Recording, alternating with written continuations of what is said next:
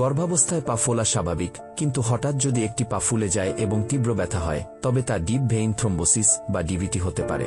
গর্ভকালীন সময়ে শরীরে রক্ত জমাট বাঁধার প্রবণতা বাড়ে এবং পেটে বাচ্চার চাপের কারণে পায়ের রক্ত চলাচল কমে যায়। প্রসবের পর 6 সপ্তাহ পর্যন্ত ঝুঁকি 5 গুণ বেশি থাকে। লক্ষণ: হঠাৎ এক পা ফুলে যাওয়া, চামড়া লালচে ও গরম হওয়া এবং হাঁটলে বা চাপ দিলে প্রচণ্ড ব্যথা। বয়স 35 এর বেশি, ওজন বেশি, ধূমপান, দীর্ঘ সফর বা থ্রোম্বোফিলিয়ার মতো জেনেটিক সমস্যা থাকলে ঝুঁকি অনেক বেড়ে যায়।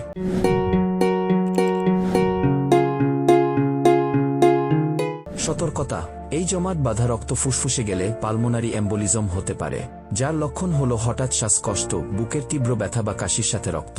এটি প্রাণঘাতী। লক্ষণ দেখামাত্র হাসপাতালে যান। ডাক্তার সাধারণত ডপলার আল্ট্রাসাউন্ড করে এটি নিশ্চিত করেন।